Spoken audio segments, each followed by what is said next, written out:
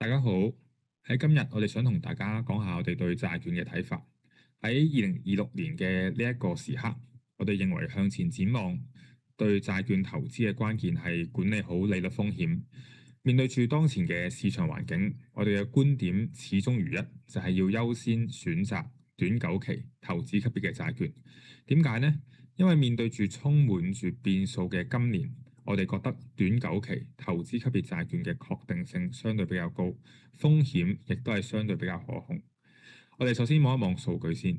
目前我哋見到美國嘅高評級債券嘅收益率大概係5.1%，而即使係最穩健嘅2年期美國國庫債券，我哋見到收益率亦都有3.8%，兩者嘅利率咧都係處於一個相對有吸引力嘅水平。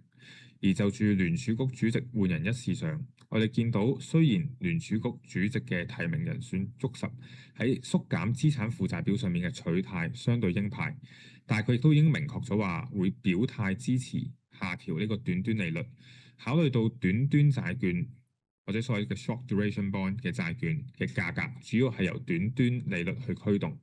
咁就意味住喺利率風險嘅層面，短債呢其實個風險呢係相對可控嘅。而就住信用風險，我哋參考高收益債券嘅信用利差同埋各種嘅經濟數據，我哋認為今年經濟衰退並非係一個基本嘅情景，所以我哋認為投資級別債券嘅違約風險亦都係相當之可控啦。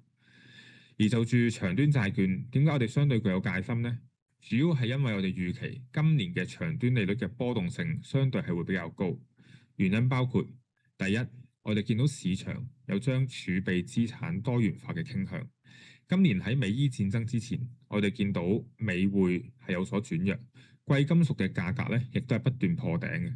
反映住市場係尋求將儲備資產多元化，而唔係好似以往咁單單就以美債作為一個主要嘅儲備資產。而美債嘅需求減弱係有機會係會推高呢個長端利率嘅。其次，美伊嘅衝突嘅時間同埋強度，如果係超預期嘅話，亦都係會推高呢個通脹預期，從而推高呢個長端利率。第三，喺美國政府高赤字同埋全球體系碎片化嘅背景之下，市場呢亦都係會對一個長端嘅債券呢要求一個更加高嘅期限日價，從而呢係有可能係會推高呢個長端美債嘅收益率，令到佢表現相對受壓嘅。所以呢，喺個咁樣嘅情況之下，我哋認為2026年嘅債券操作策略係偏好呢個短久期同埋投資級別嘅債券啦。今日嘅分享就到呢度，多謝大家收看。